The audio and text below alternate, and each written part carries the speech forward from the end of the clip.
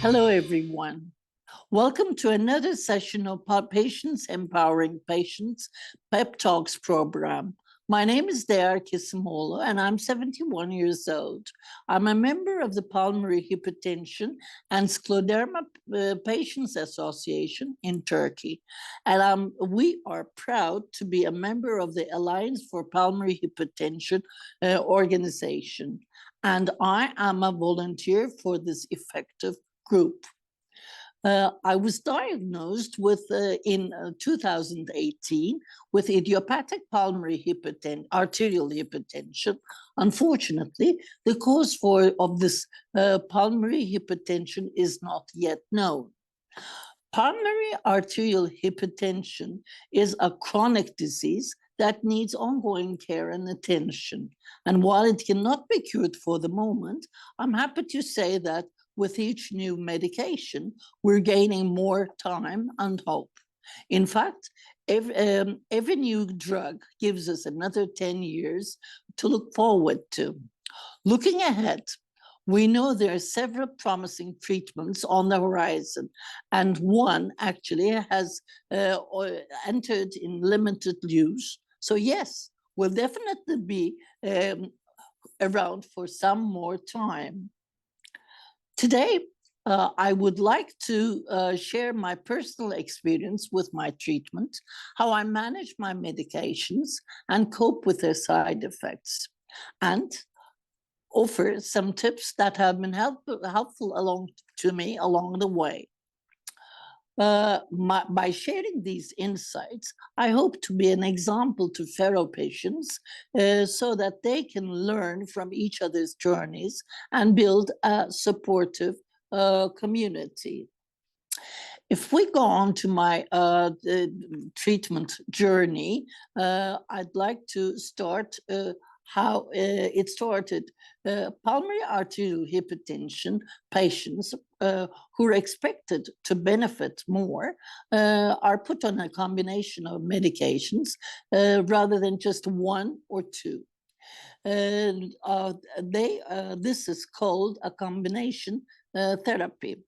In my case, since I fall into intermediate or high risk group, I am on triple oral combination therapy. This means I take 3 medications by mouth. The medications we require a special prescription. As for the medications, Macitentan, I'll start with. When I was first diagnosed, I was prescribed Macitentan with a single pill I took daily. I noticed an improvement in my walking speed. I could walk slightly longer distances without having to stop. But I was advised to take this medication very regularly. Although side effects like back pain or muscle ache could be experienced, I was fortunate enough not to have any. To prevent edema, swelling, I was also advised to limit salty foods and drink more water. So far, so good. No problems with this one. 6 months later, following a detailed checkup, I started taking Tadalafil as 2 doses per day. I found it difficult to have to rely on my medication, but I was strong and a good patient. They were doing me good. Unfortunately, at this stage, I tended to vomit from time to time. A year later, I was prescribed Selexipag, and its use proved to be a significant challenge in my daily life. During the up-titration period, when the dosage was gradually increased, the common side effects closely affected me.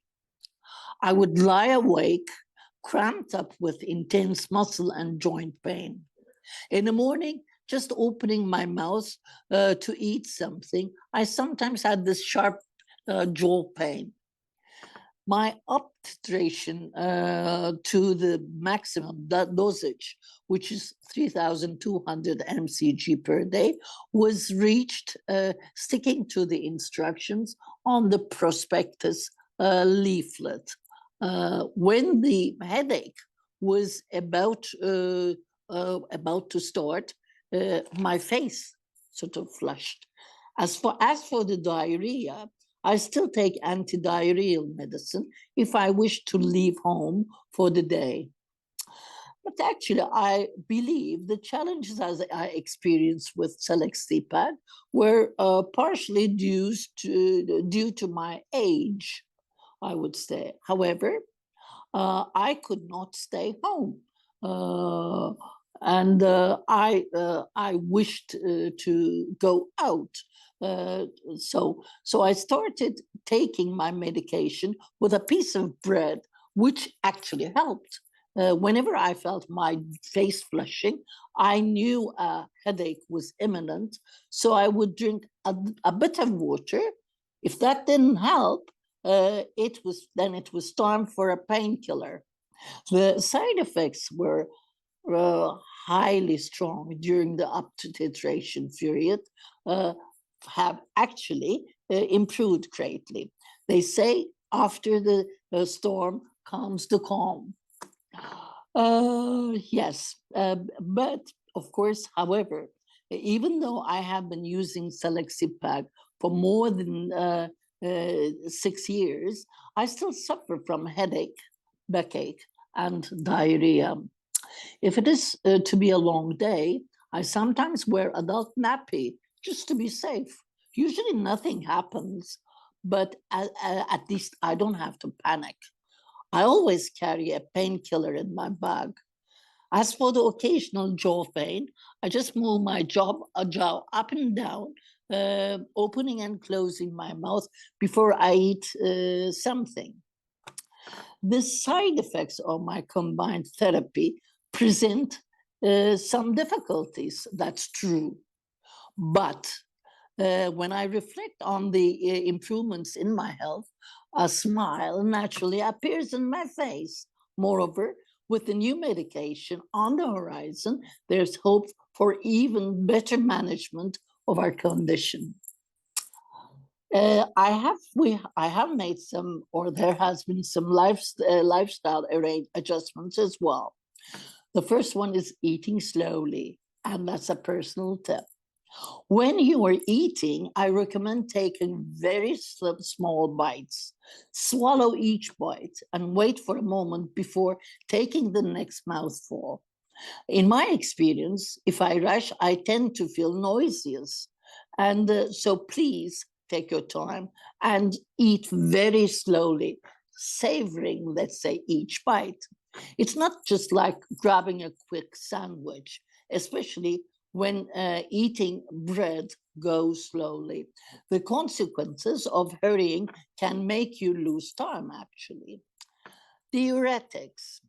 Although, additionally, I have been prescribed furosemide and lactone, yes, as diuretics to manage edema. We go on to breathing exercises and free flow. Free flow is my breathing companion. Our medication is crucial for our treatment. However, the importance of free flow is undeniable. Flow strengthens respiratory muscles and reduces shortness of breath. I use it for 2 different exercises. The goal is to raise the balls in all 3 sections to the top. Moving the ball in the first section requires minimum training. However, getting all 3 balls to the top necessitates constant practice. Please don't give up. It takes time. Continue exercising a few times a day until you can move all of them. Once achieved, maintain your practice by using it occasionally to prevent losing progress. It's not like by riding a bike. staying on top of your medication, your health, your schedule. Book your next checkup. In Turkey, medications for pulmonary arterial hypertension are provided through a medical certificate issued by state hospitals with a pulmonary hypertension department. Every 3 months, patients undergo comprehensive checkups before receiving a new supply of medication. It's crucial to keep track of your medication schedule and the application process for a new medical certificate. Due to high demand, doctor's appointments are often fully booked. So it's advisable to book an appointment at least 15 days before your current medical certificate expires. Then we go on to my pill boxes, my lovely pill boxes. There they are. I maintain a strict control over my medications. Once a month, usually at the weekends, I prepare 4 boxes, each divided into 7 daily compartments. So I also keep an additional 3-week supply on hand for emergencies. The 4 boxes I prepare help me keep track of how much I have left and remind me when it's time to get a new prescription. These boxes are the most important things in my home. They're the first things to be saved in case of an emergency.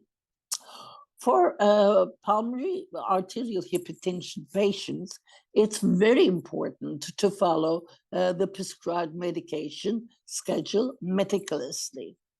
If a dose is missed and there's less than a 3-hour gap before the next one, you can take the missed dose. If more than 3 hours have passed, just continue with the next dose as scheduled. Empowering our journey, strength, support, and shared wisdom. I'd like to express my profound gratitude to the forces that keep me going. First, to the treatment I'm undergoing, the medications that are essential in restoring my health. Then to the team of physicians who guide me through my journey with their utmost care. To my family, who are always there to support me every step of the way. And last but not least, to the Alliance for Pulmonary Hypertension organization for devising such a meaningful program, giving us the patients the chance to share our experiences with you. In closing, I hope you have found a tip or two that might help you on your journey. Remember, every small step makes a difference. Medications are just part of our routine, are not just part of our routine. They are essential to our survival. Together, we can face the path with strength, hope, and the commitment to our health. Thank you.